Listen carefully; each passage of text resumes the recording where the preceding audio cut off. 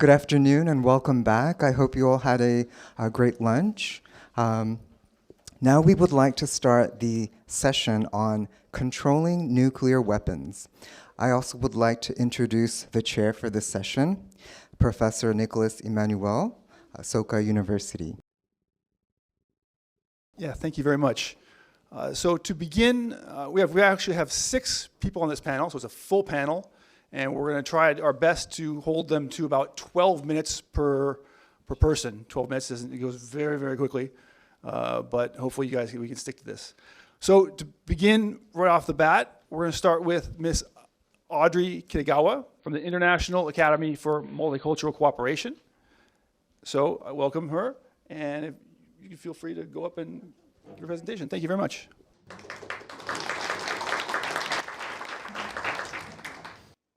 Good afternoon, everyone.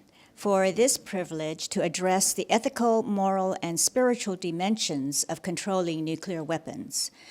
Ethics comes from the Greek word ethos, which means way of living. It is concerned with human conduct, and more specifically, the behavior of individuals in society. Morals deal with standards and rules of good conduct in society, and law as a cognitive process regulates social life through the promulgated rules crafted by a legitimate authority.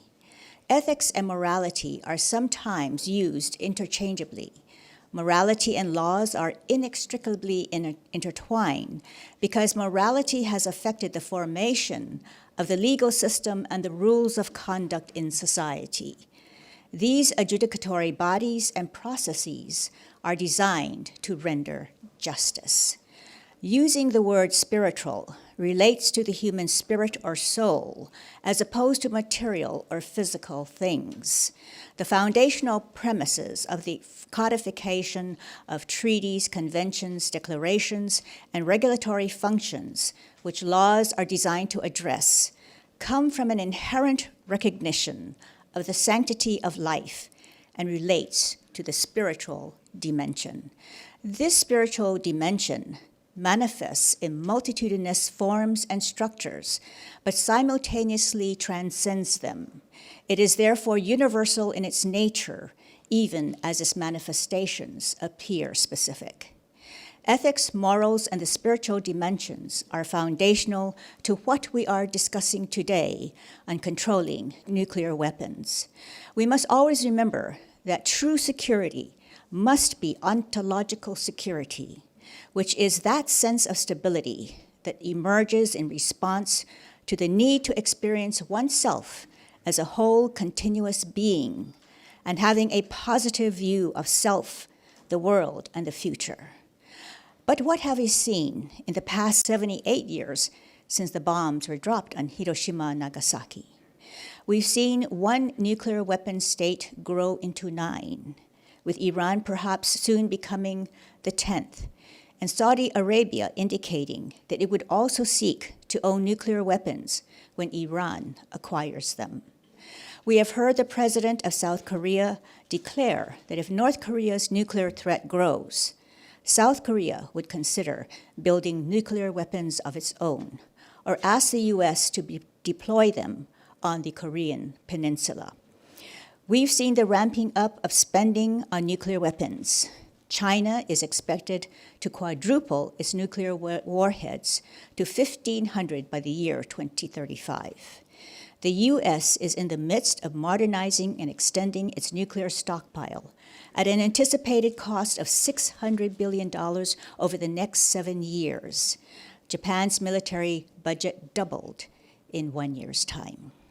The mushrooming insecurity which we are facing is due to the proliferation of nuclear weapons, the provocative conduct of the nuclear weapon states that is ramping up reactions toward greater militarism, and the deepening distrust that is taking place in the ability of our leaders to work towards greater security that cannot be found in nuclear weapons, as the 78-year history of how we have been conducting ourselves demonstrate. We have seen Russia's aggression, not only in action but also in words, as President Putin last month delivered a warning to the West over Ukraine by suspending participation in START, a landmark nuclear arms control treaty, announcing that new strategic systems had been put on combat duty, threatening to resume nuclear tests and planning to deploy tactical nuclear weapons in Belarus. It's a neighboring ally from which he staged part of his invasion of Ukraine. Ukraine had at one time been the third largest possessor of nuclear weapons. It was persuaded to relinquish those weapons by Russia, the UK, and the US. Ukraine did not want to give up their nuclear weapons. The Budapest Memorandum, signed on December 5, 1994, resulted in a multilateral agreement affirming Ukraine's security and sovereignty in exchange for giving up its nuclear weapons. States are using weapons of mass destruction as threats and displays of supremacy in a dangerous power play, creating a distorted sense of what true power is that purportedly makes the world safe and secure for everyone, but which is now determined by the members of this nuclear weapons club that pose the biggest danger to global security in its power plays. The ethical, moral, and spiritual dimensions of controlling nuclear weapons require completely abolishing them. They are the most inhumane, destructive, and indiscriminate weapons ever created. Their existence undermines global security, planetary and human well-being, and has diverted valuable resources from meeting human and environmental needs. However, taking cognizance of what has transpired in the last 78 years of nuclear weapons history, no first use of nuclear weapons policy for all nations would be a positive step towards strengthening trust among nations and facilitating constructive dialogue. China and India are the two nuclear weapons states that have committed to no first use of nuclear weapons. Secretary of State George Shultz, who served under US President Reagan, said that trust is the currency of diplomacy. Trust is a firm belief in the reliability, truth, ability, or strength of someone to deliver on agreements or promises made. It is therefore imperative to counterbalance the forces of growing fear and insecurity over nuclear weapons by adhering to the commitments that are made. It was the development of trust that allowed Presidents Ronald Reagan and Mikhail Gorbachev at their summit in Geneva in 1985 to say, "A nuclear war cannot be won and must never be fought." This statement was part of a larger statement announcing that the countries had agreed to an ongoing process of dialogue to reduce nuclear risks and to promote non-proliferation and disarmament. Their relationship of trust created measurable results in the reduction of nuclear weapons of both countries. While 2022 saw setbacks in the field of nuclear disarmament, in November at the Bali G20 summit, the following words were issued. The threat of use or use of nuclear weapons is inadmissible. What shall we say about the word inadmissible? Perhaps at the very least, this can be interpreted as an obligation to extend uninterrupted the record of non-use since 1945, and consequently to cease any and all threats to do otherwise. The threat or use of nuclear weapons has previously been judged as generally in violation of international laws of warfare, including international humanitarian law by the International Court of Justice in 1996. And in 2018, the UN Human Rights Committee affirmed the threat or use of weapons of mass destruction, in particular nuclear weapons, which are indiscriminate in effect and are of a nature to cause destruction of human life on a catastrophic scale, is incompatible with respect for the right to life and may amount to a crime under international law. Until now, the nuclear-armed states had taken a permissive approach to the ICJ advisory opinion, misinterpreting it as permitting threat or use of nuclear weapons in extreme circumstances, and had disregarded the opinion of the UN Human Rights Committee. The UN also created the humanitarian laws framework, from which the Treaty on the Prohibition of Nuclear Weapons arose, and was successfully brought into force on January 2021. It recognized in its preamble the concerns about catastrophic humanitarian consequences that would result from any use of nuclear weapons, and recognized the consequent need to completely eliminate such weapons. It acknowledged the ethical imperatives for nuclear disarmament and the urgency of achieving and maintaining a nuclear weapons-free world, which is a global public good of the highest order, serving both national and collective security interests. The TPNW was a good faith effort by the signatories of the NPT to meet their responsibility to pursue effective measures of disarmament.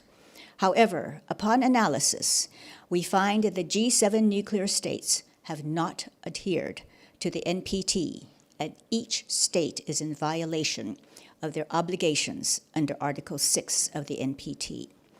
All nuclear weapon states demonstrated non-compliance. Non-compliance of the UK, France, and the US of the NPT demonstrates a major way that G7 states need to adhere to commitments regarding nuclear weapons. The 2022 summit endorsed the joint statement of the leaders of the 5 nuclear weapon states on preventing nuclear war and avoid arms races. But these 5 countries have not followed through. When leaders do not honor their commitments, they're opening the door to legitimizing conduct that says the exercise of creating laws is meaningless because we do not honor the laws we create. It is giving, on some level, licensure to the erosion of the institutions of democracy and the protection of human rights and the security which humanitarian laws are designed to protect. According to Dr. Tarja Kronberg, a former member of the European Parliament, the claim that nuclear weapons only serve defensive purposes, deter aggression, and prevent war is contradicted by these states' nuclear policies. Nuclear deterrence is still considered relevant in dealing with contemporary security issues, and an important part of the official strategy of the US to fight traditional threats.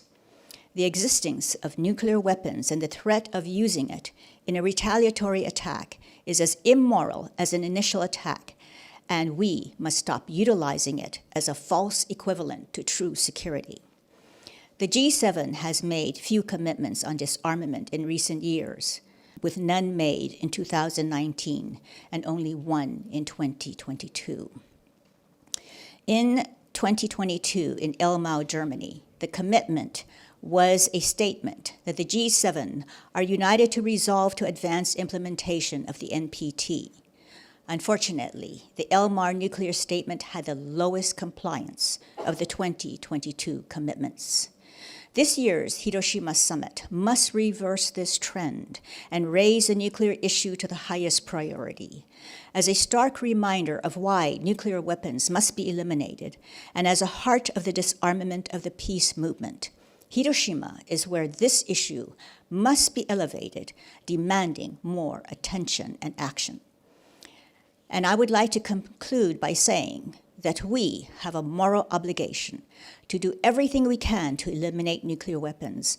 And in the meantime, in light of the many difficulties in being able to accomplish this, all civil society actors should mobilize and participate vigorously in creating the tipping point in the court of public opinion to persuade political leaders to remember the sanctity of life requires the abolition of nuclear weapons and honoring all of our commitments made to control them.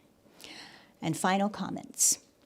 When things look bleak, let us redouble our efforts and constantly remember and strengthen our moral compass to do the right thing. Martin Luther King said, "We must accept finite disappointment, but never lose infinite hope. We must learn to live together as brothers or perish together as fools." I believe that unarmed truth and unconditional love will have the final word in reality. We shall overcome because the arc of the moral universe is long, but it bends towards justice. Thank you so much, everyone. Thank you. Next, I'd like to, we have someone online, Miss Anna Ikeda from SGI representative to the UN, United Nations, and she's joining us virtually. Well, thank you so much, and good afternoon, everyone. It's an honor to join this distinguished panel and speak on behalf of my organization, Soka Gakkai International. SGI is an NGO working to promote peace, culture, and education based on Buddhist principles. With our commitment for peace rooted in the utmost respect for the dignity of life, our organization has been working for the abolition of nuclear weapons for many decades. As we look toward the upcoming G7 summit, we find ourselves in an extremely turbulent time. The war in Ukraine, which started over a year ago, continues with no end in sight, impacting people's security and livelihoods every day.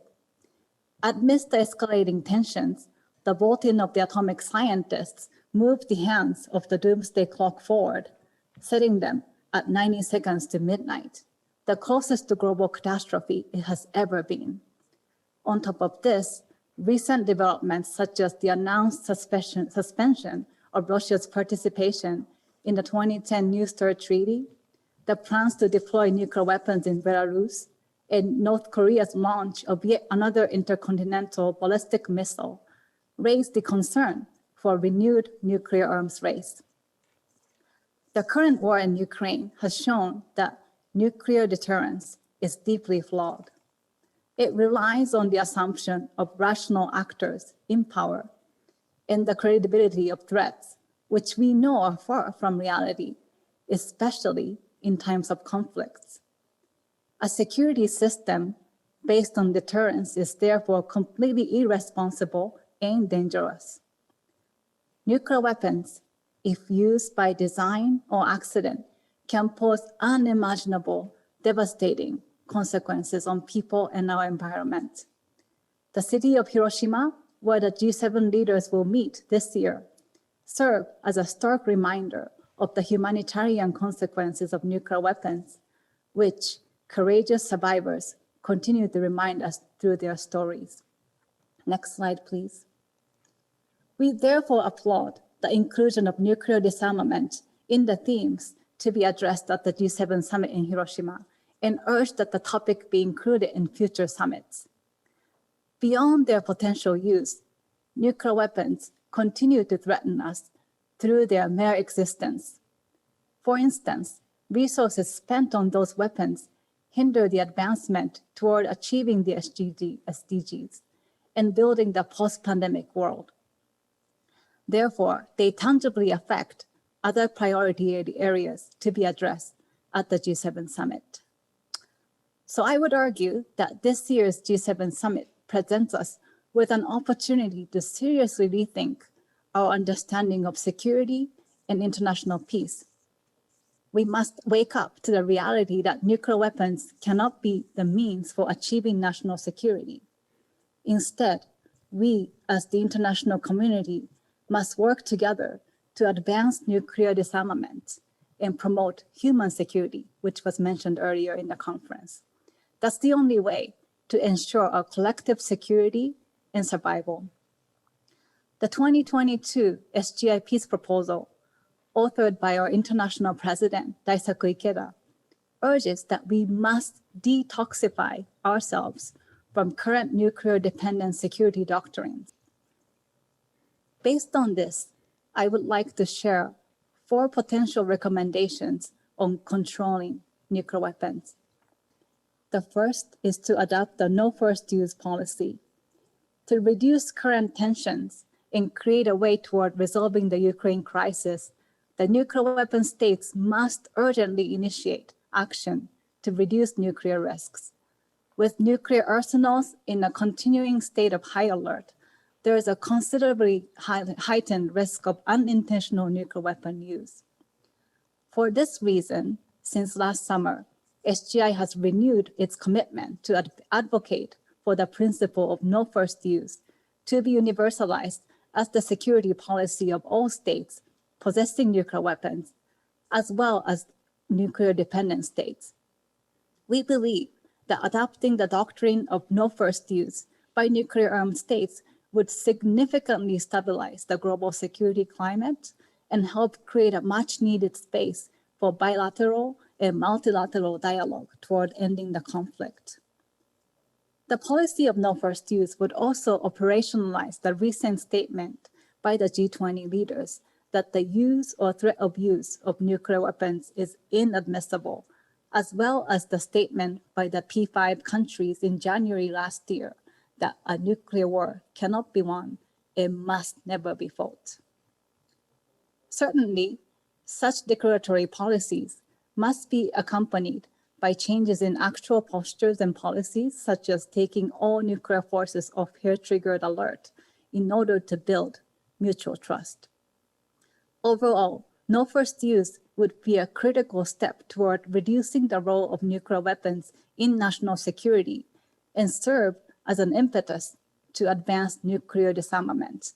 We therefore urge that G7 leaders should seize the opportunity to discuss and announce the strategies of risk reduction, de-escalation, and disarmament, particularly by declaring the policy of no first use.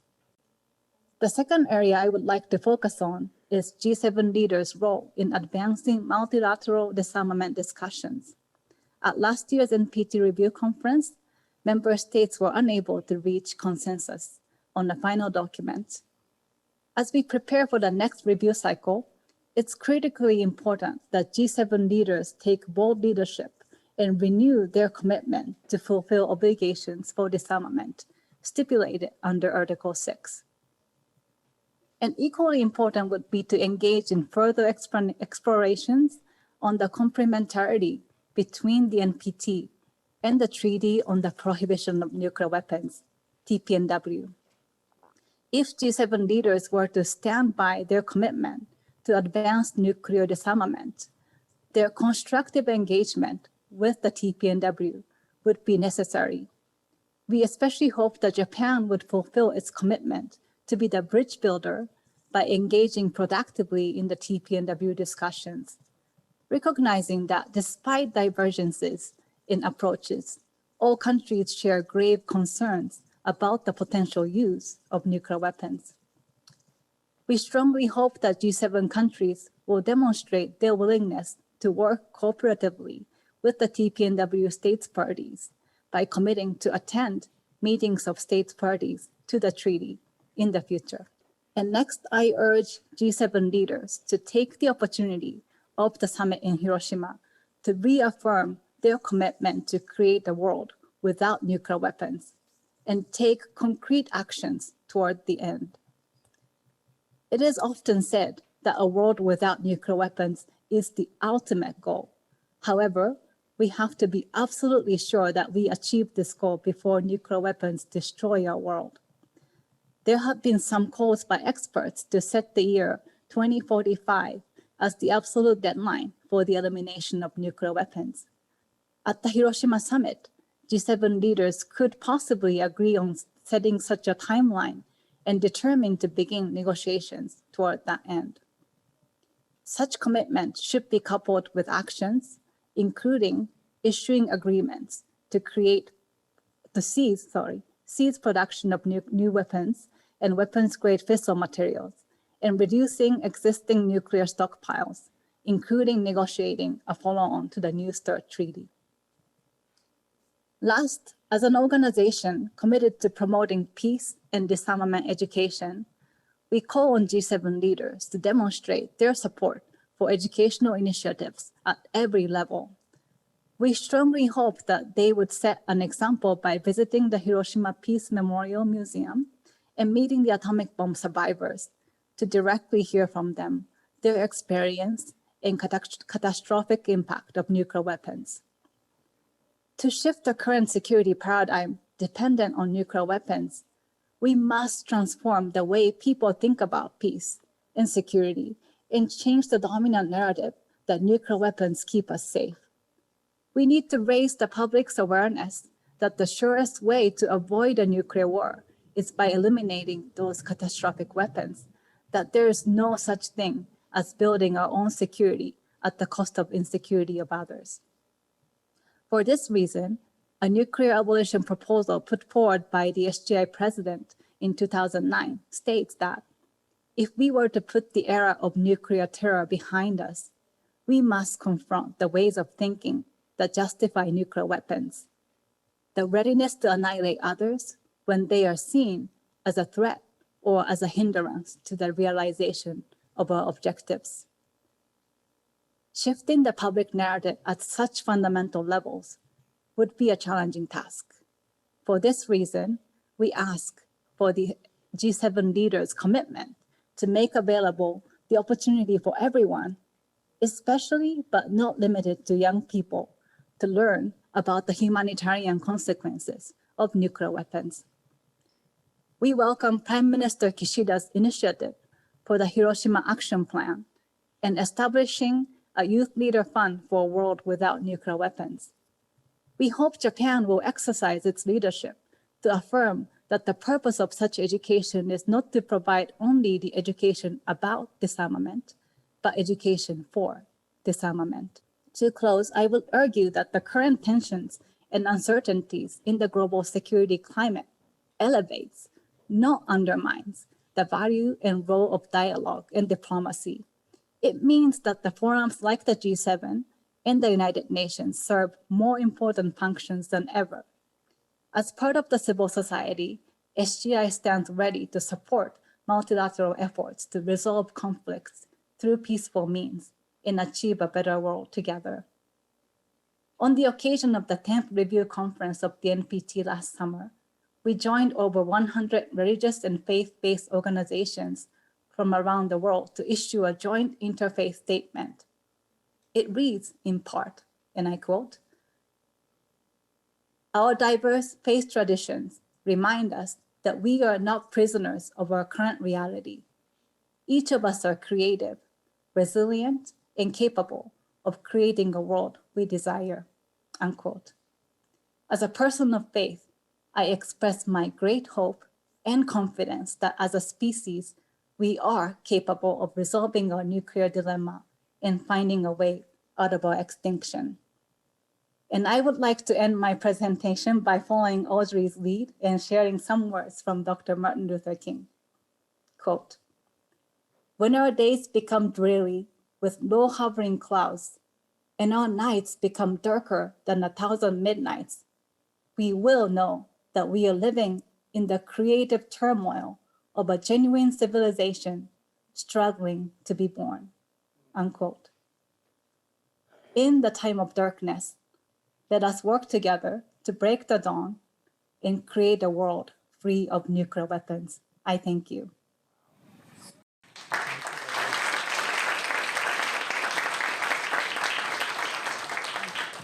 Thank you, Anna Ikeda. Appreciate your comments. The next speaker is Mr. Jonathan Granoff, President of the Global Security Institute. I want to thank the organizers of this conference, the university that's hosting us, and I want to particularly thank the two speakers that preceded me. Very difficult to follow both of these inspiring, insightful, and substantive presentations, so I'll do my best. There's no good hands for these terrible arms. The weapons themselves present a problem that's unique. The more the technology of nuclear weapons are perfected, the less security we obtain. They themselves are more of a problem than any problem they seek to solve. If they're good for some, then they will stimulate the proliferation where others will get them. If others get them, and they continue to exist, by accident, design, or madness, they will be used. Therefore, the only solution is to fulfill the legal obligation contained in the Nuclear Non-Proliferation Treaty to negotiate their elimination, to fulfill the unanimous ruling of the International Court of Justice to negotiate their elimination, and to follow the dictates of conscience that each of us within our own hearts can look into the reality of these devices that could actually end human civilization at the whim and fancy of one person on any given day. Because we now know that if less than 2% of the less than 14,000 nuclear weapons in the world today were to go off, it would throw at least 5 million tons of soot into the stratosphere, ending civilization as we know it by rendering the agricultural base defunct. So we've moved from mutually assured destruction to self-assured destruction. We have now entered into a period in which we are creating devices which could end the magnificent endeavor of human beings. This is unprecedented in human history. And we're not any wiser than people ever were before. In fact, when we look at the horrors of Ukraine today, or the horrors of Syria, or Sudan, or Iraq, or Vietnam, or Hiroshima, we know that good countries are capable of terrible things. There is no country that is so pure that it could have these weapons in perpetuity and ensure that they will not be used. We are frail, ignorant, selfish, and loving, and wise, and compassionate creatures. And we have a choice before us at this moment in history. We can either go down the path leading to a horror beyond imagination, or we can change course. The current course, at this moment, says, what happened to Libya when it gave up its weapons of mass destruction? What happened to Ukraine? What happened to Iraq? What happened to North Korea? We've set up a system that is privileging the possession of these horrific devices. Now let me just take a look at it. Just step back a second. Imagine if the Biological Weapons Convention said, no country can use smallpox or polio as a weapon, but we will permit 9 countries to use the plague as a weapon to maintain international peace and security.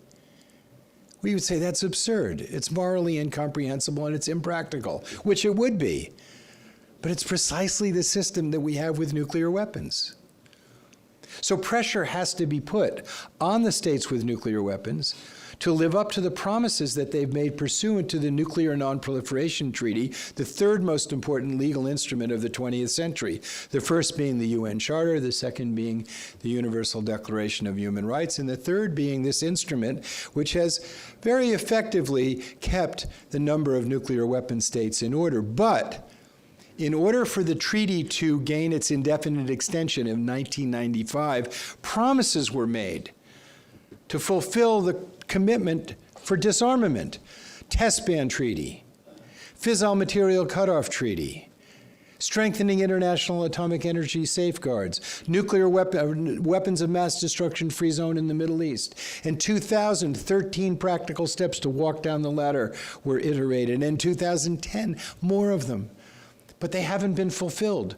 Good faith has not been demonstrated. The treaty cannot last if promises are not kept. And the very lifeblood of peace on the planet, which is diplomacy and the rule of law, is corroded when promises are made and not kept. If diplomacy fails, then bullets become the only verbs that countries can use to communicate. So much is at stake at this moment. And much opportunity is presented at the summit in Hiroshima. Because Hiroshima tells us what our future could be. Hiroshima also tells us what our future could also be. When you go there and you see the spirit of the people, that they've rejuvenated their humanity. You go there on a Saturday night and people are enjoying and celebrating their lives. It's astonishing, the resilience of the human spirit to rejuvenate. It's astonishing how nature and the regenerative processes of nature can heal so quickly. The same problem of our war with nature is the same problem of our war amongst the nations. We're on the wrong bus. We're using the gifts of science, technology, and social organization to make ourselves an endangered species. We have to use the tools of wisdom, communication, love, diplomacy to thrive. That's what's before us. And at this summit, there's an opportunity to contribute to that change. I strongly endorse the previous speaker's suggestion that one of the first items of business is a no first use, not just a no first use pledge, but a legally binding prohibition against the first use of nuclear weapons, whether it's by agreement amongst the parties with them, a Security Council resolution. It would be good if we had a General Assembly resolution. It would be good if pledges were made, but it would not be good enough because the stakes are so high, particularly high because of the failure to live up to the commitments in the Nuclear Non-Proliferation Treaty. A no first use pledge would be good. Would that be good enough to save the treaty? I don't know. But if there's steps to move toward a legally binding prohibition, that would mean that deployments would have to change. That would change a great deal. And we have to move in that direction. We also should, a fairly low-hanging fruit, it seems to me, would be negative security assurances, codifying the promises that states without nuclear weapons should not be threatened with nuclear attack. Now, are these things very, are these things very far out of reach? I don't think so. China has a no first use policy. India has a no first use policy. And the President of the United States, when he was campaigning, ran on a sole purpose of nuclear weapons being to prevent them from being used. We had a president who was a very right-wing president, Ronald Reagan, who helped turn us from having over 65,000 down to less than 14,000 by turning the tide, by building bridges of trust. People say, "Oh, that's so impossible. Look at the divisions now with Russia and the United States and NATO and the divisions in the world in the Middle East, divisions here and there." But there were hundreds of years of war in Europe, and now it's almost inconceivable. We had most of the 20th century. The brutality between Germans and French is unimaginable. The killing fields of World War I and the brutality of World War II. And yet, it's inconceivable that they would go to war today. People can rejuvenate, people can change, people can come back to their humanity. Albert Einstein said, "The splitting of the atom has changed everything but our thinking." And we drift toward catastrophe. But the kind of thinking that we're hearing from SGI, the kind of thinking we're hearing today, resonates with the kind of thinking that the wise have told us, wise men like Albert Einstein and Bertrand Russell, who in their famous manifesto said, "Remember your humanity, forget the rest." Put our humanity first. And several times today we've heard of the idea of human security. But our paradigm of security is essentially from the Westphalian Conference of the latter half of the 17th century, a horse and buggy road designed to prevent Protestants and Catholics from slaughtering each other. The framework is the nation state, when the reality is the planet Earth. My grandparents, if they saw a picture of a mushroom cloud, they would have thought of mushroom soup because they didn't have any idea of atomic bombs, nuclear bombs. And if they saw a picture of the planet Earth from outer space, they would have thought of a marble. But these are the two icons of our age. One is the planet Earth, one living, miraculous place where love exists, where the human family can thrive. The other, the mushroom cloud, a hell that we've created for ourselves out of fear and ignorance. God has given us the gift of creativity that allows us to go beyond the stratosphere and take pictures of this blue marble in infinite space in which this miracle of the human community can thrive. The choice is ours. I'm going to finish a very important point. When activists like myself advocate for nuclear disarmament progress in the United States, we are told that our allies don't want this. We are told that the Japanese people, that the country of Japan will become a nuclear weapon state if there's progress on nuclear disarmament. It is imperative that the government of Japan speak out and say the truth of the matter. The people of Japan want progress on nuclear disarmament, want progress on nuclear non-proliferation, and they should not be used to block progress in the world. That is an important message that can take place in Hiroshima and change the world. I pray and I hope that the truth be told. Nuclear weapons can and must be eliminated, and we all have to work together to do this. Thank you very much.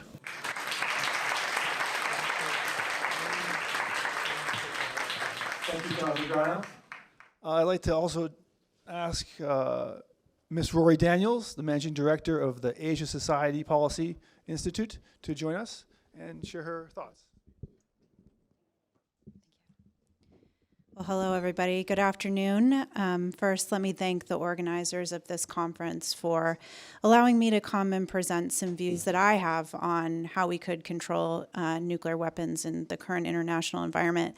I also want to thank my fellow panelists who have argued passionately for the elimination of nuclear weapons and have not only, I hope, inspired the audience, but certainly inspired me to think hard about what the tasks are ahead of us.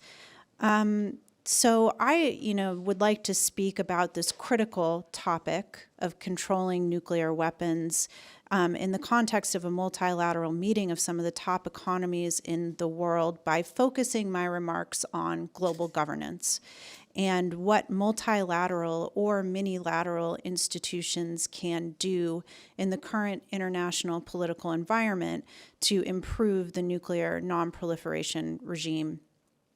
And my bottom line up front is that the urgent task ahead is for the US and the G7 countries to restore trust in the rules-based order by reinvesting in that order. What makes the rules-based order work is that the most powerful countries in the world agree to voluntarily constrain some of their power in order to turn zero-sum dynamics into positive-sum dynamics. And what I'm observing today instead is that this global governance regime is under intense pressure from the changing balance of global power, particularly from the rise of China and US reactions to that rise. So while it would be most helpful to global peace and stability for the US and its allies to continue to find ways to turn zero-sum dynamics into positive-sum dynamics, we are actually running the train in the other direction. We are creating zero-sum dynamics where none need to exist. The US has labeled China as a strategic competitor, and this framework and its underlying assumptions have massive implications for the global governance regime. The still growing strategic mistrust between the two most powerful countries in the world makes it very difficult to put a stable floor under this relationship.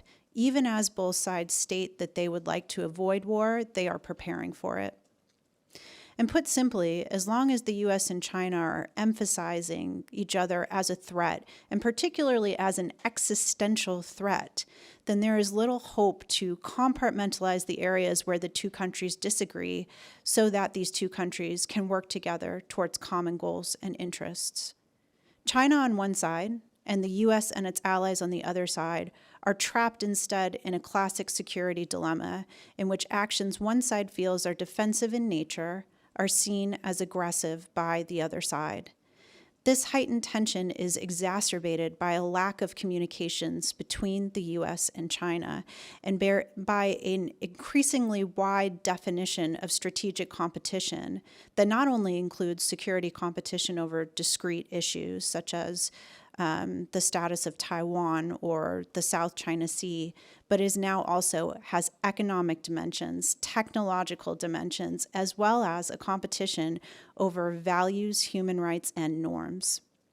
So this large scope of competition has led to both sides labeling the other not just as a strategic competitor, but as an existential threat. So why am I up here on a panel about nuclear weapons talking about U.S.-China strategic distrust? It is because I believe these definitions that we're creating are drawing us down a very dangerous path in which both sides can excuse any conduct, partnership, or strategy that is in service of lessening the threat of the other poses, regardless of the consequences. China's support for Russia, for example, is seen through the lens of a counter-U.S. coalition. And the U.S. is reacting and responding to China's rise by what it sees as strengthening deterrence, which is adding to an arms race in Asia and justifying further modernization and expansion of China's military weapons and technology. Actually, an effective deterrence strategy, if you study it and from a classical doctrine, has two elements.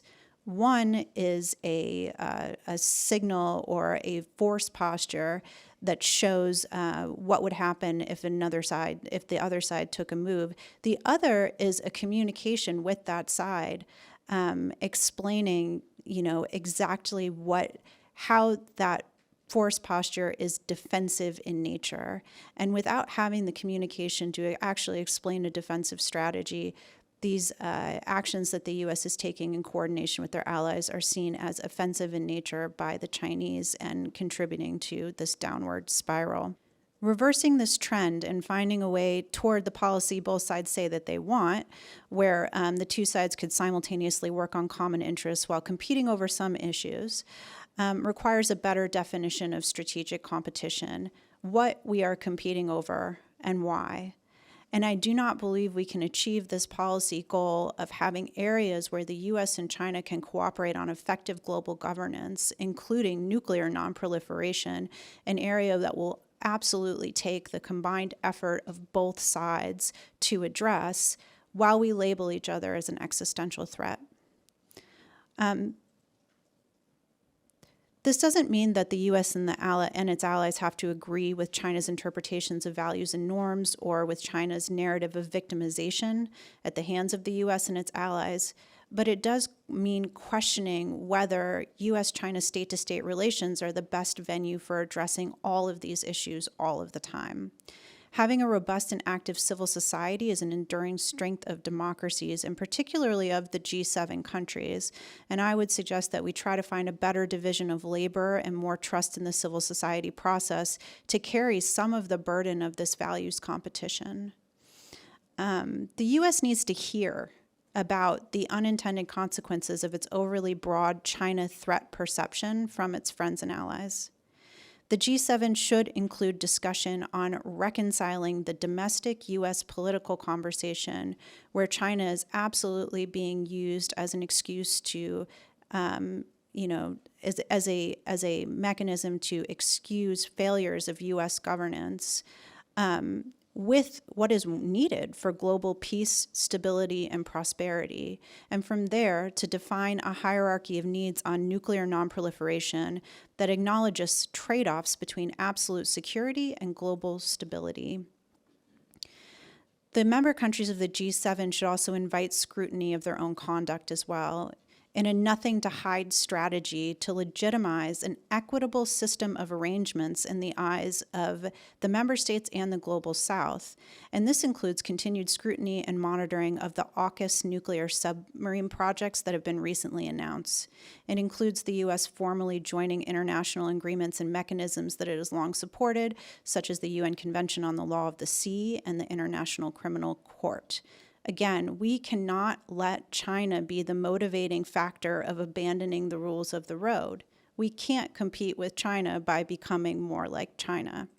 And the U.S. has to be willing to accept some constraints on its power to lead, as President Biden has said, by the power of our example rather than by the example of our power. By focusing so heavily on China, we are not giving our full force of attention toward what is an equally, if not more, dangerous trend, which is nuclear coercion from Russia and from North Korea. And ultimately, it's the conflicts that underpin this coercion that are the real existential threats posed by nuclear powers against the U.S. allies and partners. So with this, I applaud the passion with which my fellow panelists argued for a no first use policy, which with I substantially agree. One positive trend, though, that we should highlight, especially here in Japan, is the upturn in the Japan-South Korea relationship. The events of the last few months prove that countries with deep mistrust and complicated histories can find common ground through bold leadership. I think that this is a really important year to highlight the ability of South Korea to positively contribute to the G7 agenda. I applaud the government of Japan's decision to invite Korea to come as a guest to the G7, and I would argue that it is time to start thinking about Korea as a more long-term partner in the G7 agenda. If the G7 is, as some argued this morning, a type of caucus for other multilateral fora, including the G20, then South Korea has a lot to offer to the agenda. Not only is it a critical partner in the technology supply chain, it is also a victim of the economic coercion that the G7 countries would like to develop a good strategy to counter. So it's a critical partner in resilient supply chains and countering economic coercion. It's also a country with deep experience in nuclear coercion. And I think that it has a lot to offer in how we deal with North Korea and the North Korean nuclear threat.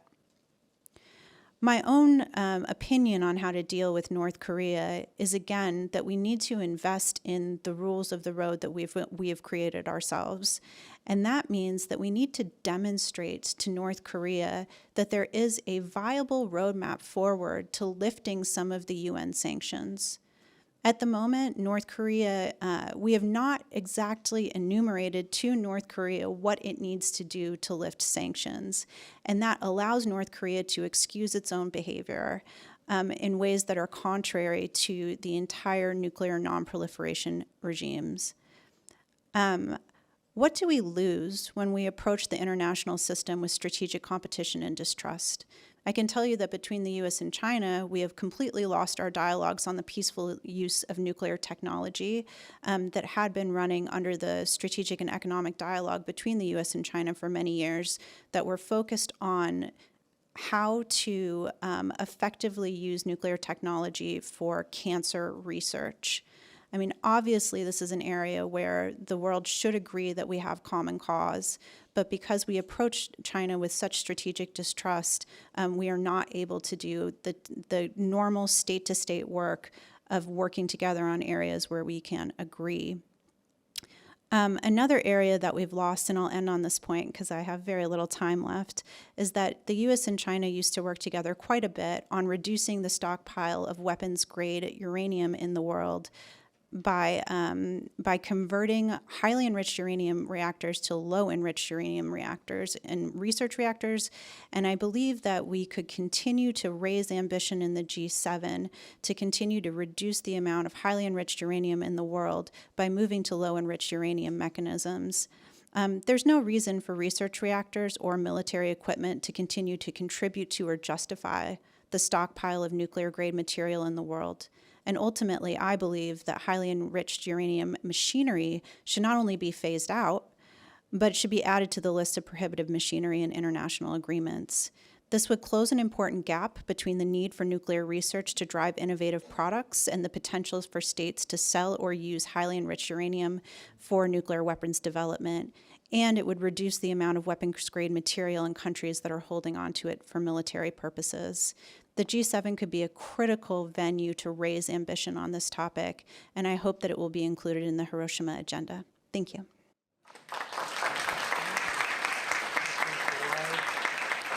Thank you, Emeritus. Next, I'd like to invite Ambassador Nobuyasu Abe, the former director for the Center for the Promotion of Disarmament and Non-Proliferation and the Japan Institute of International Affairs. Thank you.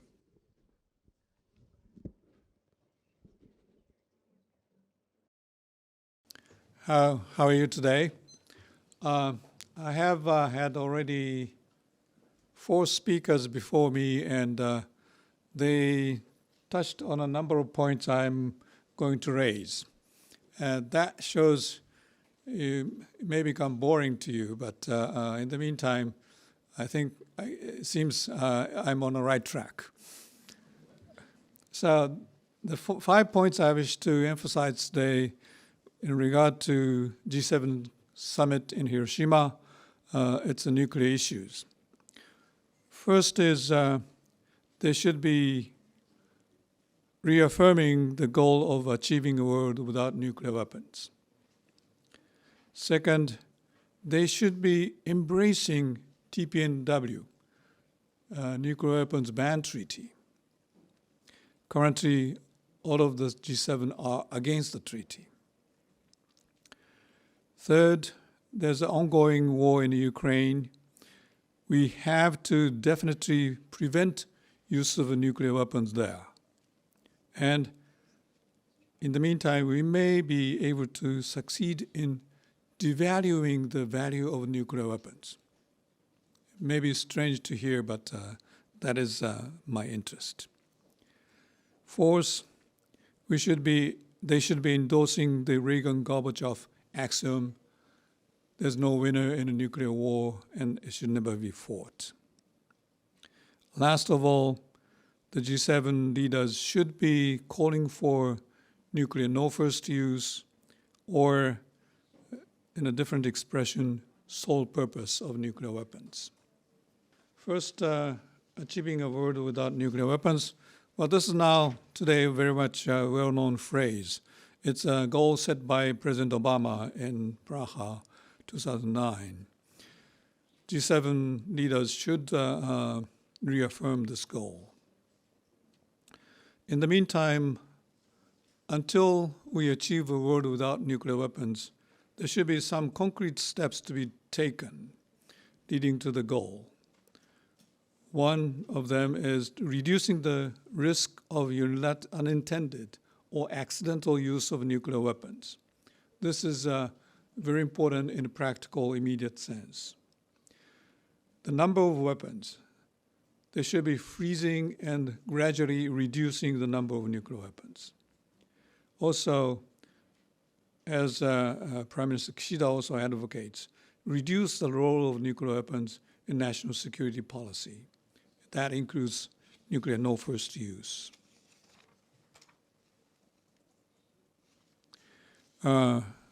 Also, strict application of international humanitarian law. This was touched upon by Jonathan and some other people. The basic problem with the nuclear weapon is so devastating, hugely destructive. By being so, it is indiscriminate. It kills not only war-fighting soldiers, but also civilians. That's prohibited under international humanitarian law. If you apply the law very strictly, there's very limited cases where you can use nuclear weapons. Otherwise, you'll be indicted as a war criminal. Bring the CTBT, the Comprehensive Nuclear Test Ban Treaty, into force. This is important because without testing, you cannot really develop nuclear weapons. For example, North Koreans are continuing testing because they need to do so. If you stop them, you can stop their development. Negotiate and adopt an FMCT, Fissile Material Cutoff Treaty. Nuclear weapons cannot be made without high enriched uranium or plutonium. This treaty will stop production of those materials. By doing so, you can stop production of nuclear bombs. Embrace the TPNW. Nuclear Weapons Ban Treaty is adopted and signed and ratified by a great number of countries. But those countries who have nuclear weapons have not signed or ratified. And also those countries, Japan, Germany, Italy, other countries in NATO, have not signed, ratified. In addition, those countries are telling other countries not to sign, not ratify. This is a bad treaty. They are being hostile to the treaty. I think that is totally wrong. Particularly a country like Japan, who has been against nuclear weapons for so many years, should not be behaving against this treaty. Rather, they should be friendly to the treaty, at least. Even if, because of the security concerns, because of the US-Japan security treaty, Japan may not be able to sign and ratify the treaty right away. But even so, Japan should not behave hostile to those countries. Rather, it should embrace the treaty and those countries who are in the treaty. And Japan can do so. In the last meeting of the parties to the treaty in Vienna, some countries, even the US allies, joined the meeting as observers. Germany, Australia, Netherlands, some other country, even New Zealand, even though there's a dispute whether still New Zealand is a US ally or not. But anyway, Japan could have participated as an observer and join exchange of views and finding a way how Japan can help those countries. Japan didn't, unfortunately. I'm sorry for Prime Minister Kishida in that sense. Japan should have been more aggressive. Also, even countries may not be able to join the treaty right away. There are many things they can do. For example, treaty has provisions to help the victims of nuclear weapons or nuclear tests. There are people in Kazakhstan, Australia, in some Pacific Island countries, and Algeria, who are suffering from the consequences of the nuclear tests.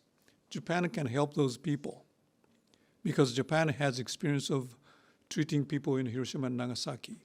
They have a good medical expertise. Also, the treaty has a provision about environmental remediation, which means after the land was contaminated in Australia, Algeria, or Kazakhstan of nuclear testing, there's a radiation remaining. You need to clean to go back again. Japan also has expertise in this because, unfortunately, Japan had a Fukushima nuclear accident. They had gone extensive decontamination works. They have expertise.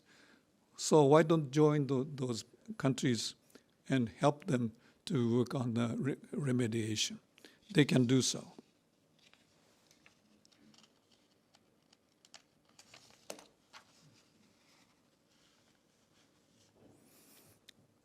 So, last of all,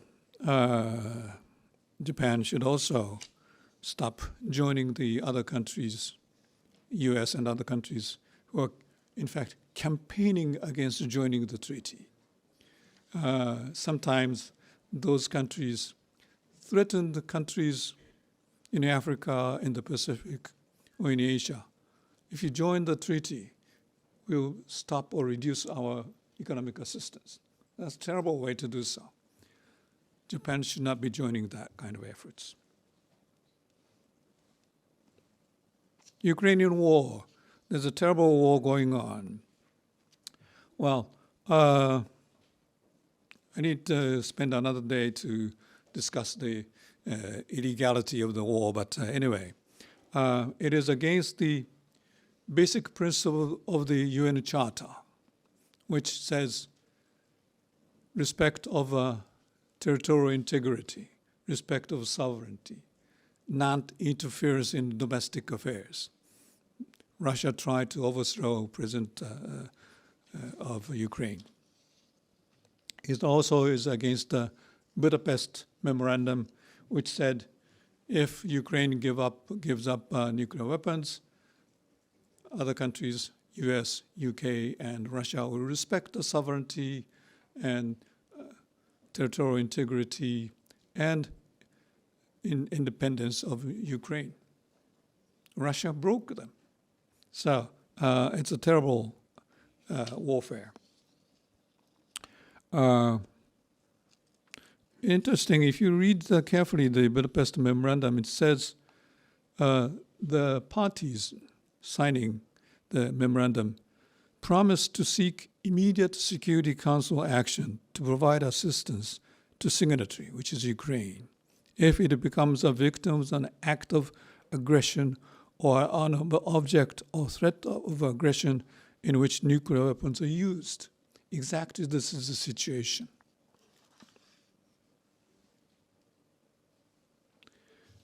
And to refrain from the use of nuclear arms against signatory Ukraine. That's exactly what the Russians are threatening every other week. So it is an urgent task for the G7 member states to prevent use of nuclear weapon by Russia. And the US, for example, has been telling the Russians, never try to use nuclear weapons, otherwise there will be terrible consequences. Well, this is, once it is used, it can cause significant escalation of warfare between Russia and US and NATO. But even though President Putin and other Russian leaders are from day to day threatening to use nuclear weapons, but in fact it's not easy. There's a 70 years of non-use of nuclear weapons. It is, even for Russians, hard to use them. So if this war ends without Russians using nuclear weapons, in a way it can reaffirm that nuclear weapons have only limited utility. It can certainly prevent Americans or NATO to go into direct war with the Russians, but they are helping Ukrainians continue resisting. And the weapons threats are not helping Russians to win this war. You can see the war fighting in Ukraine. Russia is not succeeding. So if we can succeed preventing Russians from using nuclear war and end this war, we can tell the people, look, Russians had nuclear weapons, but they could not win the war. It only has a limited utility. So we can tell the people around the world, don't try to get nuclear weapons. So this is something we may be able to achieve. Endorsing Reagan-Gorbachev statement, many people said already, called for nuclear no first use or sole purpose. This many people said already, so I think I can skip. So that's my presentation. Thank you very much.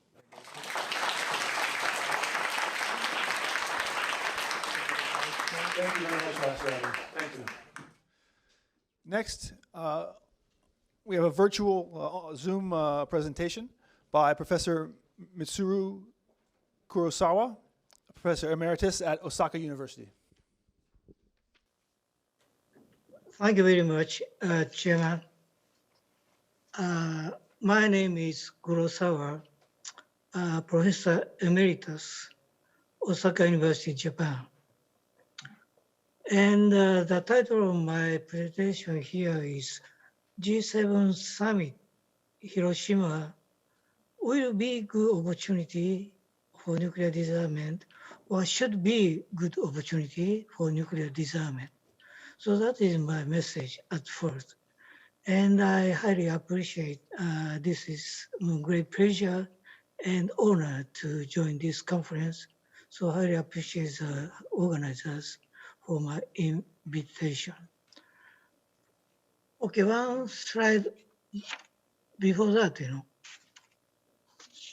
Yes, this is how to say current international environment. It's a terrible security environment. There are two reasons. One is Russia's attack to Ukraine and threat to use nuclear weapons. Many panelists already talked that. There are clear violation of international law, including the Charter of the United Nations. That is one part. And second is a legal restraint on strategic nuclear weapons will be lost unless a successor treaty is concluded by 2026. And currently, this possibility seems extremely low, so that there will be no legal restraint on such nuclear weapons soon. So the situation is terribly bad. And G7 summit not necessarily emphasize the issue of nuclear disarmament in past conferences. And one is 7 years ago in Japan, Hiroshima summit. And there are two, how do you say, demonstration. One is a leader's declaration.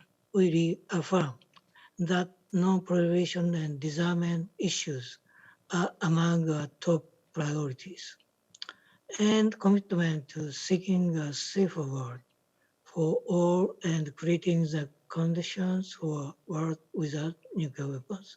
This is the G7 summit itself. And just after the summit, President Obama flew from Hiroshima to Hiroshima in the evening.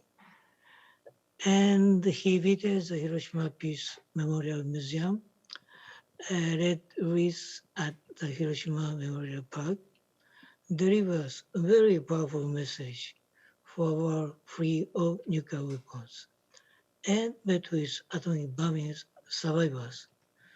So this time at Hiroshima, 7 leaders got together, so they should have this kind of occasion.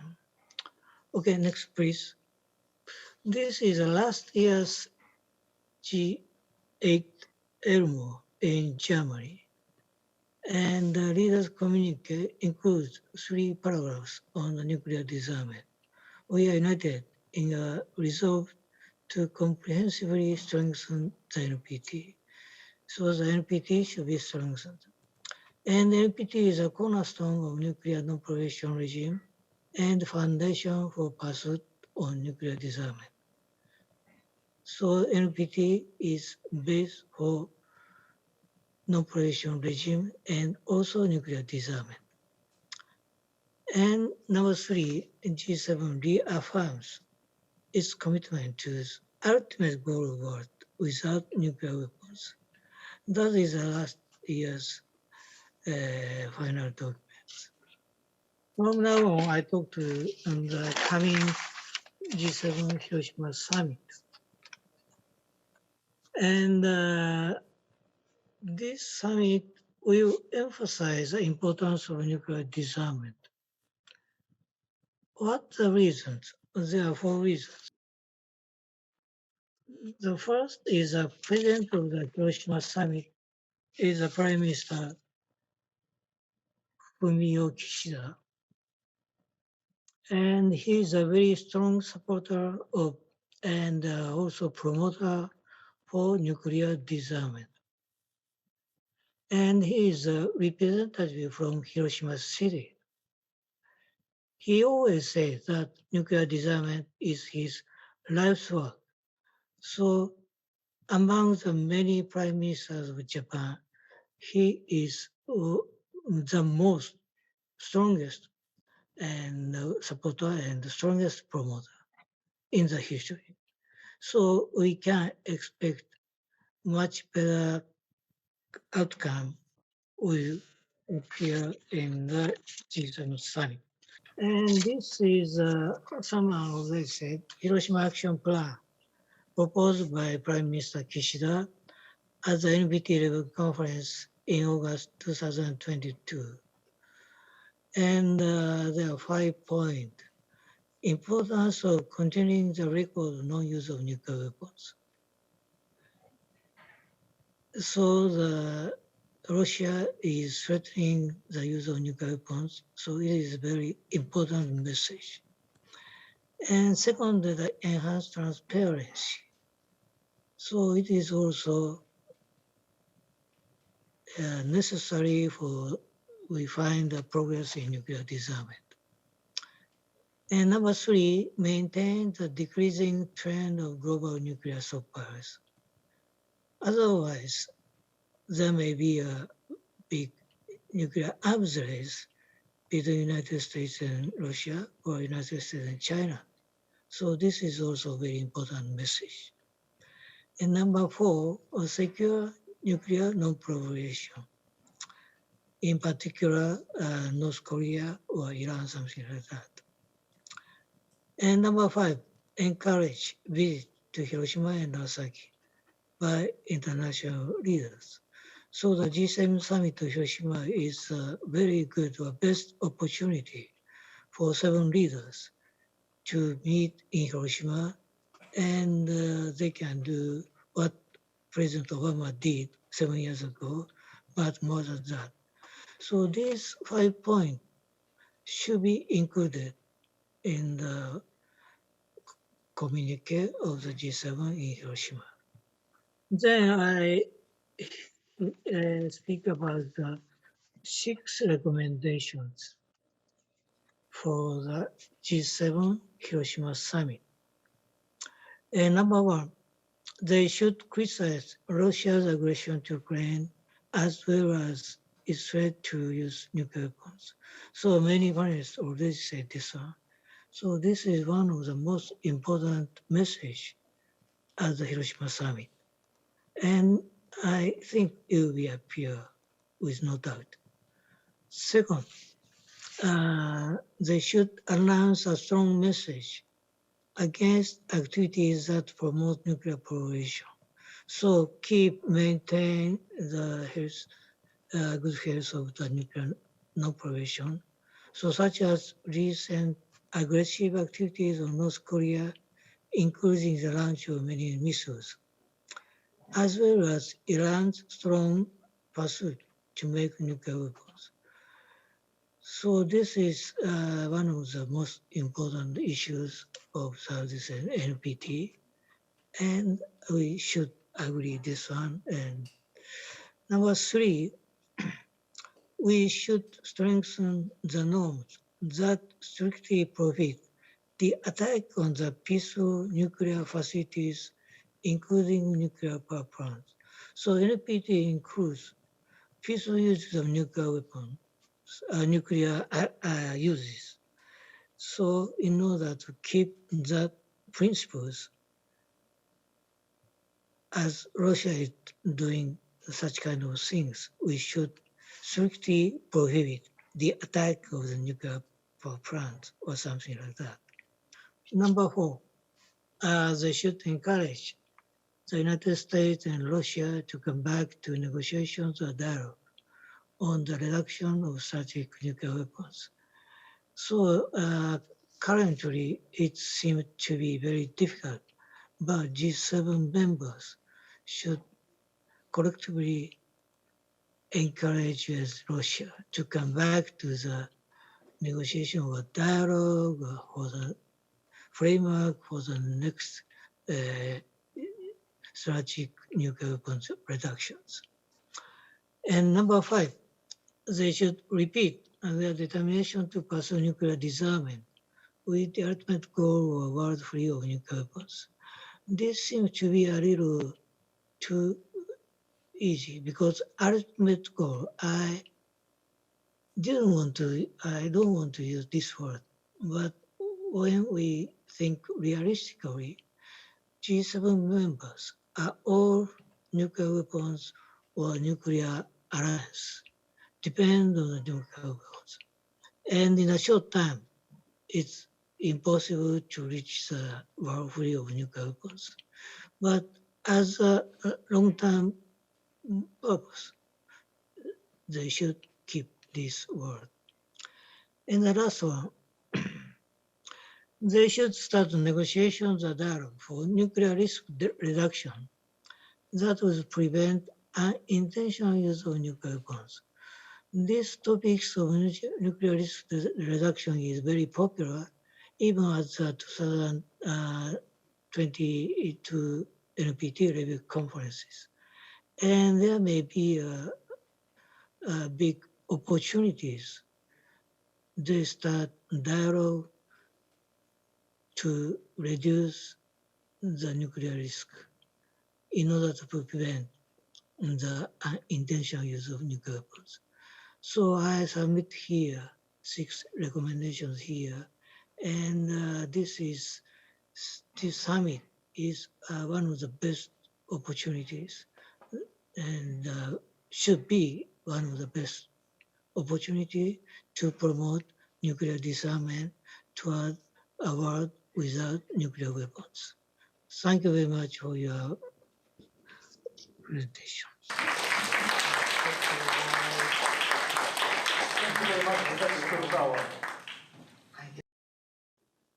That's the end of our panel. We had 6 people. We had a lot of very interesting dialogue or comments, which kind of, in my opinion, came together to a certain extent. And I'd like to thank everyone. Let's give them all a hand. And thank you.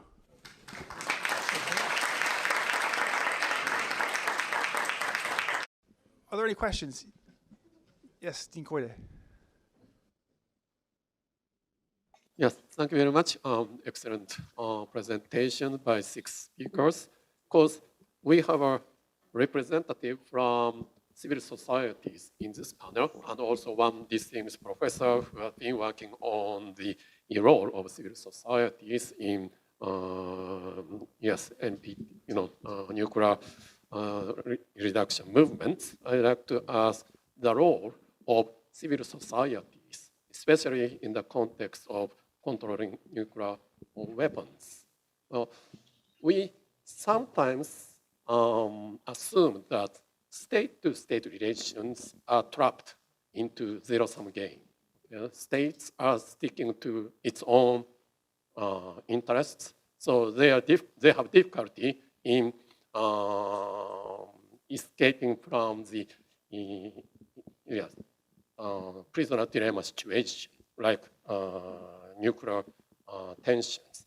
Whereas civil societies can find a room for win-win situation, because from a viewpoint of civil, human beings, civil societies can find the shared interests. But today, many people know civil societies are being divided very extremely. And in many liberal democracy countries, people's, civil societies are, in a sense, mobilized by SNS to the very nationalist pole. And I think Director Rorry Daniels, you touched on the recent South Korean president's visit to Japan. And I really appreciate President Yoon Suk-yeol's visit to Japan as a sign of the better bilateral relations. But in fact, after he came back to his own country, his visit is being criticized by the South Korean public as a very humiliating diplomacy. And on the Japan side too, the reception of South Korean president, by simply forgetting the recent trouble in the bilateral relations, are also criticized by the Japanese public opinions. So sometimes state leaders are more flexible based on their own realism thought. They are talking about the rise of China, North Korean rising nuclear threat. That's why South Korea and Japan have to cooperate. But the public opinions or civil societies of the two countries, South Korea, Japan are more rigid, about their own interests, maybe imagined or mobilized interest by, again, SNS. So, well, as a long experienced civil society leaders, I'd like to ask how challenging it is, especially recently, to persuade civil societies to play a positive role in overcoming the state-to-state confrontations or contradictions. That's my question.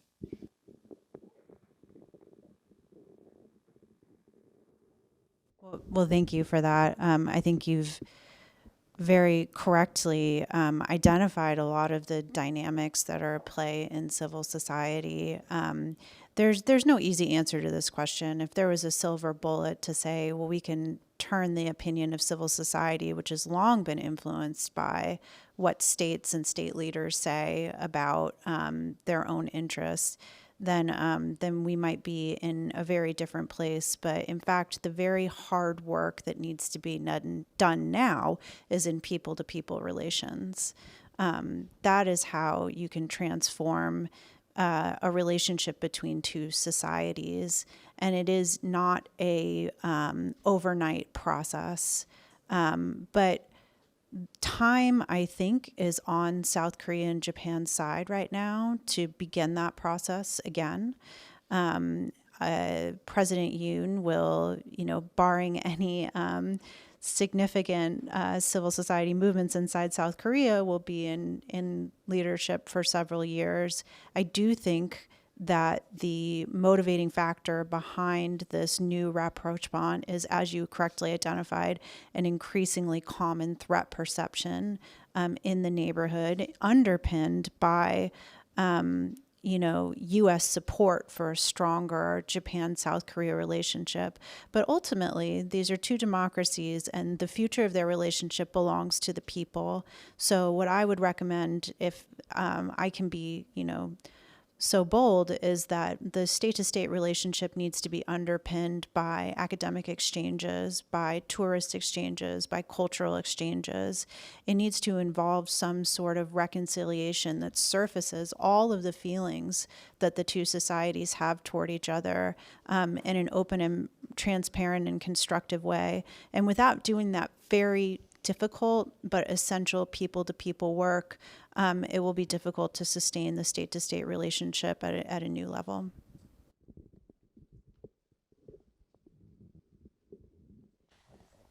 I actually have a follow-up question to Ms. Daniels, because you were talking about when the intractability between state-to-state relationships exist and the tensions are there, that civil society can be involved in the process to carry the burden.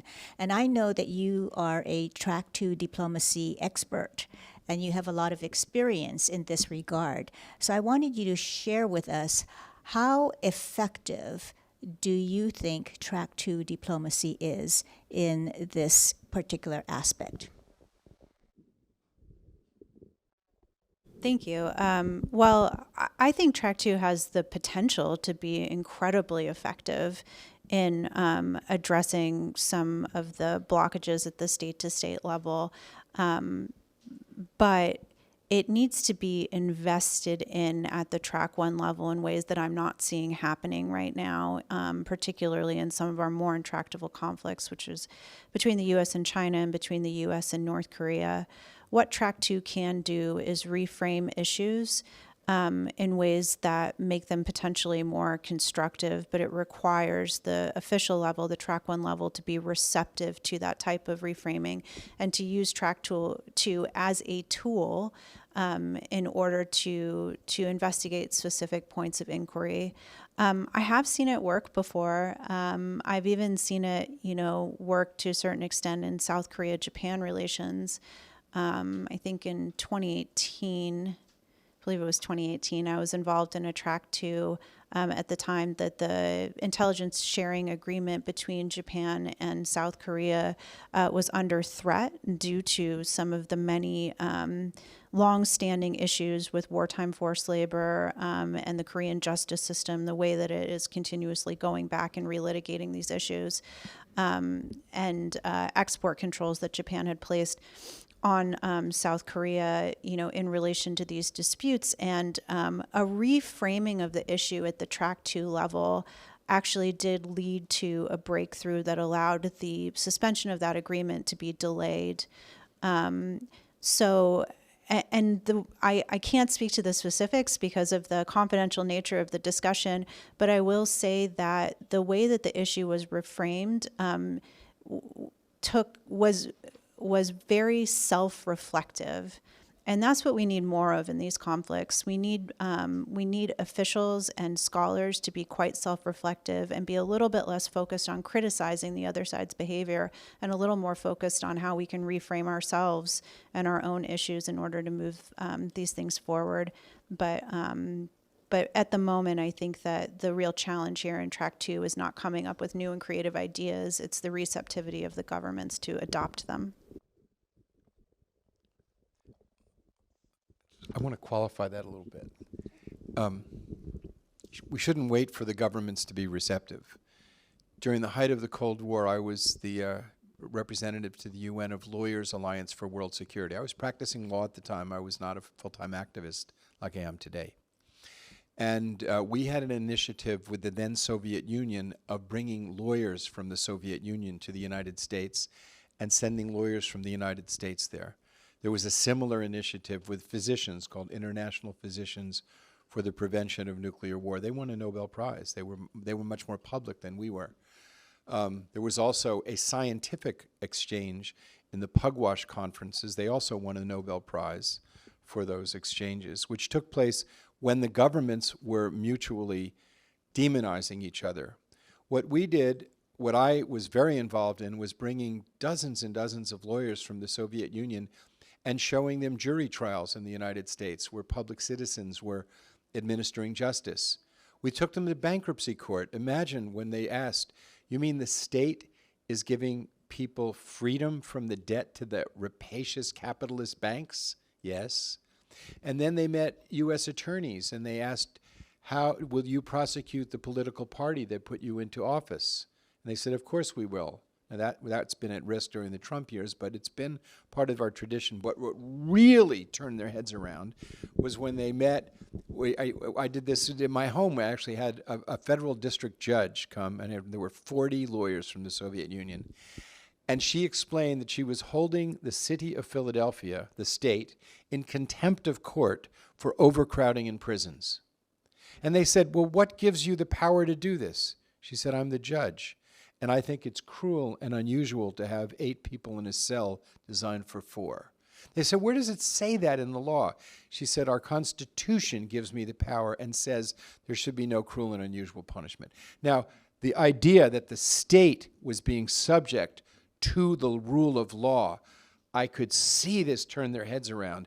Those people, years later, became the advocates of glasnost and perestroika. And the lawyers from the United States, years later, who had been to the Soviet Union, were supporters of changing the dialogue. So I have direct experience in seeing that you don't have to wait for the governments to be supportive of it, that you can, if you're in a situation where you can build those bridges with professional organizations, with universities, particularly professional organizations, because these are people who are the weave of the structure of society. That's really worthwhile. The other example that I would give is the Middle Powers Initiative was 8 international organizations, and I was one of the founders of that. And we did conferences, but we did conferences in 2000, 2005, 2010 around the NPT, and but we invited governments to participate with us. We convened the governments in preparation for the NPT. So when there was a period where there was a positive attitude of the governments, but it was civil society that did the convening. And so we were able to infuse a more progressive agenda than the diplomats could put forward. And one of the things that we did is we asked for more than we thought we could get, so that the moderate proposals would be infused in the process. Diplomats can't do that. They can't appear, they're representing their nations, they can't appear to be irrationally demanding. But we could. So we took positions that we knew we weren't going to get, but that gave legitimacy to the compromise position, which we felt was reasonable. Without that progressive voice, diplomats are forced to put the reasonable position as the beginning of negotiations. You wouldn't buy a car that way. You wouldn't begin your proposal with the amount of money you'd be willing to buy it for. You might say, I'll pay a lot less. So civil society can be enormously, and in democracies, I think we have a moral obligation to exercise our agency on these existential issues and step up. And universities certainly have a role to that. And a university founded on the Lotus Sutra, a teaching of human unity, compassion, and values, it makes enormous sense to do so. I'd also like to comment that part of civil society are also the religious voices. And of course, the religious leaders have huge constituencies and access to these constituencies. So their presence can have a lot of persuasive impact to be able to mobilize their constituents behind the cause of preventing, eliminating, abolishing nuclear weapons. So for example, we had Mahatma Gandhi. He was not a religious leader, but in his own way became one. And he, of course, was the great proponent of ahimsa, or nonviolence. And he was very much against nuclear weapons. His protege, in many ways, was Dr. Martin Luther King, who in his Nobel speech at Oslo University had made it very clear that nuclear weapons were to be abolished following the principles of ahimsa, nonviolence. And he articulated very clearly that we have to follow the ways of peace, we have to follow the ways of love, the ways of the heart and caring for each other. And of course, Daisaku Ikeda has been a very famous intellectual as well as proponent of the abolition of nuclear weapons. And the reach of his influence we can see here at this university and all around the world. So that is the Buddhist component. We also have the Pope indicate he took a strong stand when he visited Hiroshima and Nagasaki against nuclear weapons. So we must never underestimate 84% of the world's population are believers and adherent to some faith tradition. So we also must not underestimate the importance of religious leaders to give not only the voice of inspiration, but to constantly remind us of our moral obligation, our moral compass to respect the sanctity of life and to honor each life with the dignity that all things sacred deserve. Thank you. Thank you very much. And I believe that our online speakers have comments as well. Ms. Ikeda, do you have a comment? Yes, thank you so much, and thank you for the great question, and also to the panelists who spoke already. I absolutely think the civil society and public has such an important role in this regard, and especially I think in the presentations earlier by many of the panelists, we heard about the importance of rejecting the deterrence as the national security policy, and importance of legitimizing and devaluing the role of nuclear weapons in security. And I think that's one area, if not the most important area, the civil society can seriously impact by creating such discourse and lowering the value of nuclear weapons. But I think the question then is how might we do that? And I think, Jonathan, I can't remember if you mentioned this in the presentation or it could have been one of our personal conversations, but you mentioned that many Americans actually think that no first use is the current policy. They don't realize the first use is the policy. So I think in that regard, education, I would have to emphasize again, is such an important tool. And we really have to, as civil society, as academics, university, have to be part of the voice to educate the public who may not know. First of all, no first use is not the current policy, and also the humanitarian consequence of nuclear weapons. Because I think if people know such facts, I would hope that many would agree that it's not logical to use or rely on the nuclear weapons as a security policy. And then the other part of that, and I think as Japan is the host country, I really respect and admire the work of the civil society in Japan, especially the people of Hiroshima, the activists, and also our survivors. And their voice has been such a crucial element of civil society's consciousness on this issue. And I really think their work has to be really highlighted in the G7 summit. And I also think, for us to be effective as the civil society community, any efforts that can unite our voices and coordinate our efforts is also important. So for example, we are part of the C7, the Civil Society 7 process, working with other NGOs who may also have different approaches and opinions about how we might achieve a world without nuclear weapons. But I think it's important that we work together, forums like this, our conference, and bringing our recommendations together, because I think as civil society, we're stronger when we are united. So thank you so much. Thank you very much. Professor Kurosawa, do you have any comments? Okay, just one word. Civil society in the wider sense include academics and experts. And Abe-san is there. Abe-san and me established Japan Association of Disarmament Studies 13 years ago. And we are from the scientific point of view discussing this issue, and sometimes different from the government opinion. But I think as a civil society, we are working very well. Thank you. Thank you very much. Are there any other comments or questions? Very good afternoon. Thank you very much for this opportunity. I'm not a student, I'm not a professor.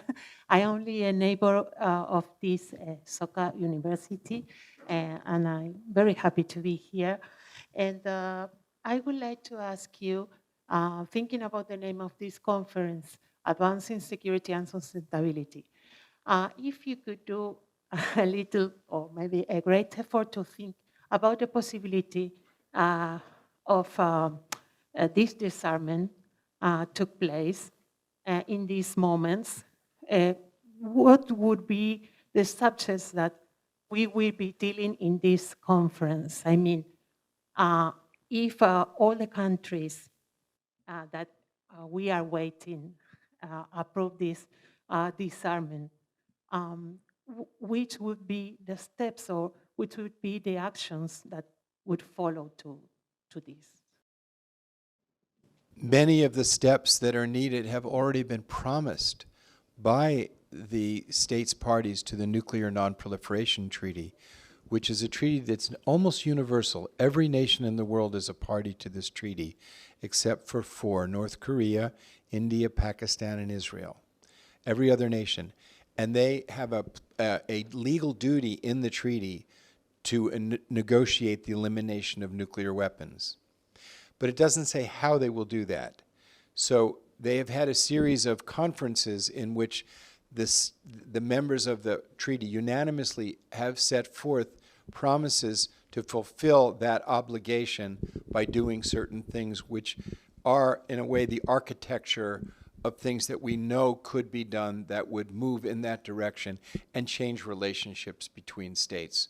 For example, bring into force the Comprehensive Test Ban Treaty, negotiate a treaty stopping the production of any nuclear weapons-capable fissile materials, strengthening the international atomic energy safeguard regime, lowering the operational and political status of the weapons. That would be no first use, or de-alerting the weapons. These are steps that have been agreed upon in the context of the treaty that they have not been lived up to. The states with the weapons say, trust us, we'll have strategic stability. The diplomats negotiate in good faith. They go back to their capitals, and the militaries come in and say, are these legally binding? No, they're political commitments. And they say, we would prefer to pursue military advantage rather than strategic stability. That's where we are now. So the steps are known to move in that direction. A simple way of looking at it would be, as President Biden once said many years ago, don't tell me your values, show me your budget. So since 2000, when the Millennium Development Goals were set forth, which is a human security agenda for peace, now the Sustainable Development Goals, an integrated human security agenda, the world has spent in excess of $32 trillion in pursuing security through the threat or use of force. If a very small portion of that were dedicated to fulfilling the Sustainable Development Goals, which require us to work together to protect the climate, to obtain gender equity, to make sure that there's potable water for everybody, to end corruption, which is stealing trillions of dollars from the normal economy, advancing the rule of law, good governance, all of these matters that are so common sense, they're not being applied because the money is going to these endeavors based on fear rather than cooperation. Just take corruption, for example. The amount of money that is illicitly taken from the people of the world, if that were captured, I represent the International Anti-Corruption Academy at the United Nations. I'm the permanent observer for that. So I've seen that one issue would make a huge difference if we captured that money. If we applied the promises of climate change in the Sustainable Development Goals and made our economic markets, for example, accurately reflect the impact of corporate entities on the climate, then fossil fuel companies would have to report the captured assets underground that they can't use. Just truth. But the pathway toward a nuclear weapons-free world first begins with living up to the promises that have already been made. And we know the pathway. But the most important part is people like you and I putting pressure on our political leaders to have the political will to get there and make the change.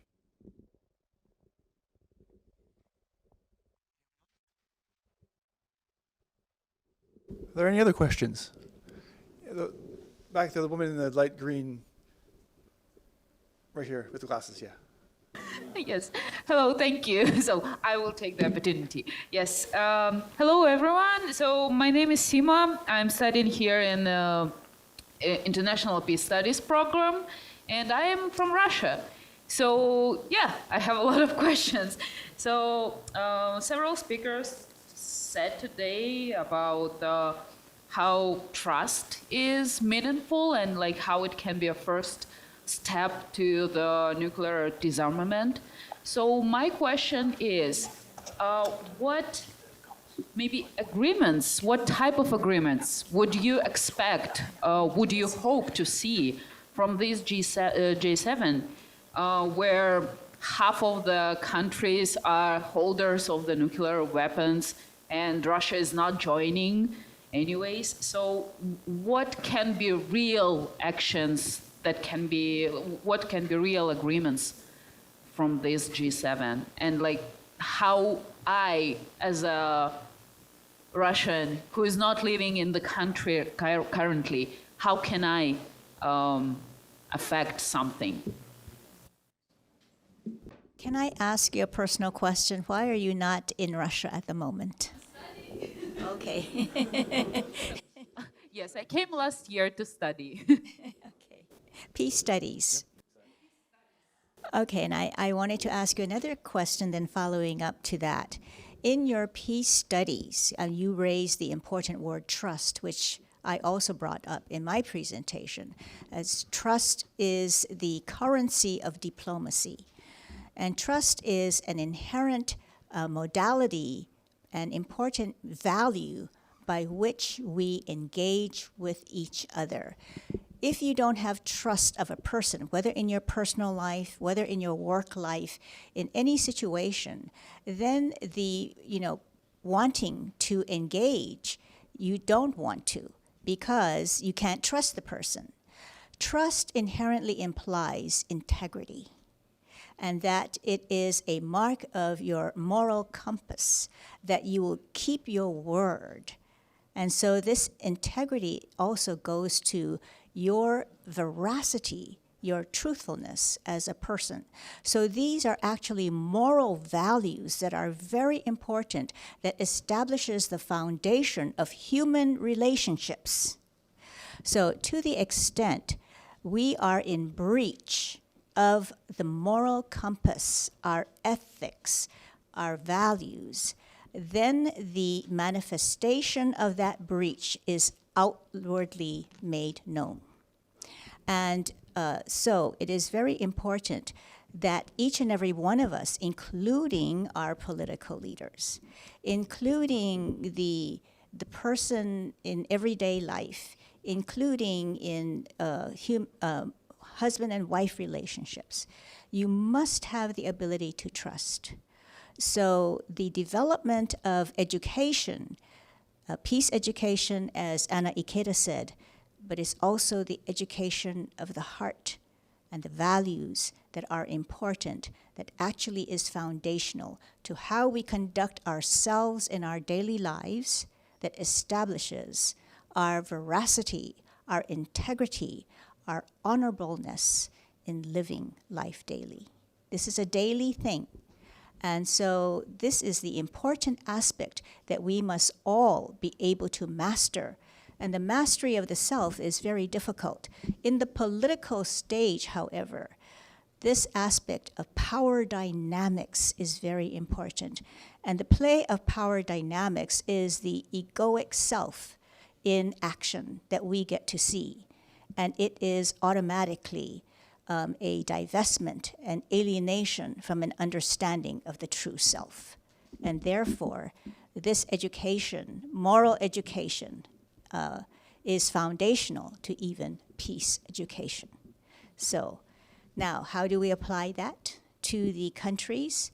Just as George Schultz indicated, as I said in my presentation, trust is a currency of diplomacy, and this also requires the self-examination, the self-reflective nature that Rorry was talking about, that countries, leaders, through their leaders, and each and every one of us must be able to embrace.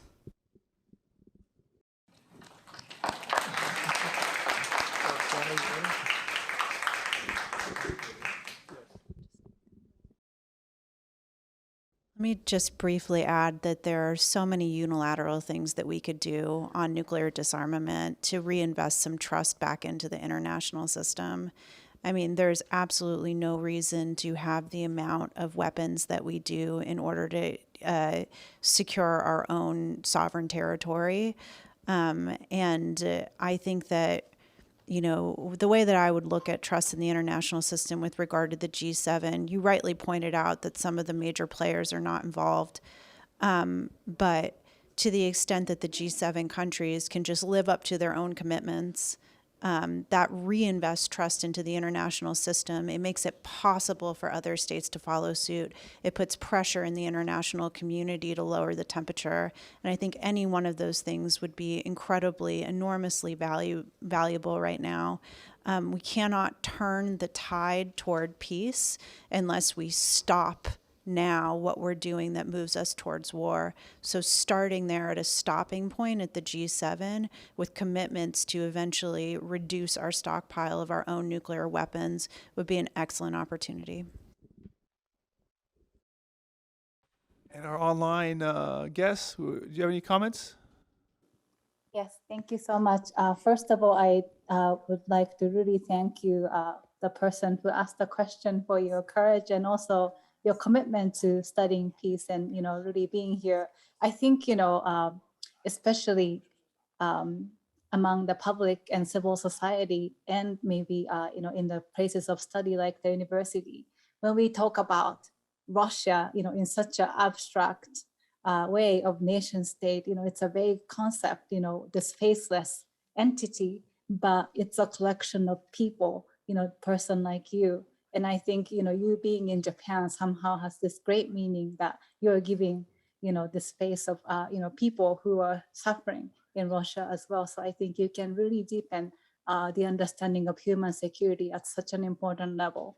I absolutely agree with Rorry that I think importance of unilateral actions, when nation states talk about security and deterrence, it's so easy to think about what others do and then use that as an excuse to make whatever actions they would like to take in response. But there are many things they can be doing unilaterally to work toward peace. So I think it's important that as individuals, as civil society, we encourage, our governments, our leaders to think about, instead of thinking about, of course, it's important to think about national security and protecting our own security, but at the same time, what can each country do to promote peace and gain trust? Another thing I would like to add is the importance of communication. I think, there was an example about, China and US relations, and the lack of communication can really create this misunderstanding of, different kind of posturing and it being offensive versus defensive. And I think, I definitely worry, especially in light of the New START treaty and the communication between the US and Russia, being obscure, that can also deteriorate the trust that's already in danger, but it can make the situation even worse. So I think we cannot emphasize the importance of such measures like communication. Those could be a small measure, but I think building up, we can really lead to creating trust in the international security environment. And Jonathan had one last comment.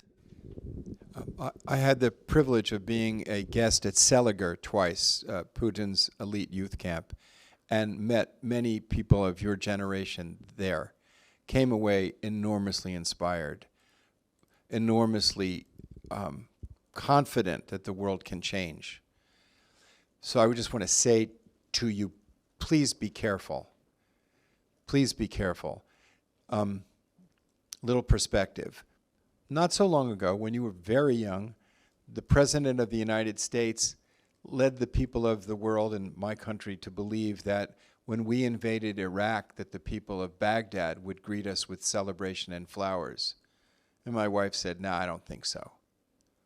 And when President Putin said that the people of Kiev would greet Russian troops with flowers and celebration, I said to my wife, "Nah, I don't think so." Governments, your government, my government, are imperfect. The difference is this. In some governments, like this one here in Japan, people can speak freely and thus make corrections.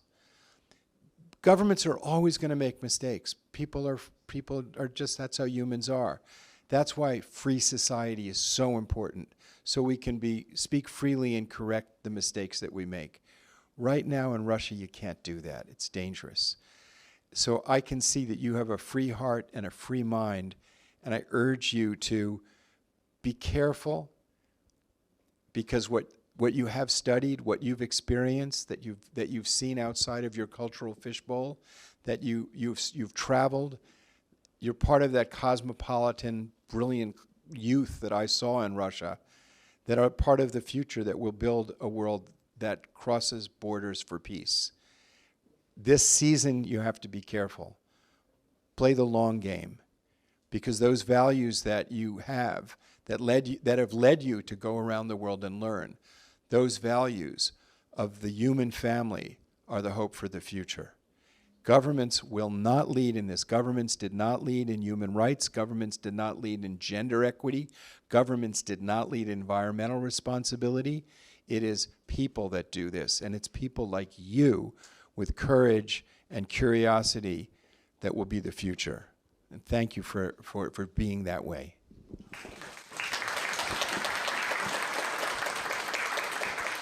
I want to say thank you to our panel for the wonderful comments and our panelists online as well. I also want to thank you for your questions, and thank you very much.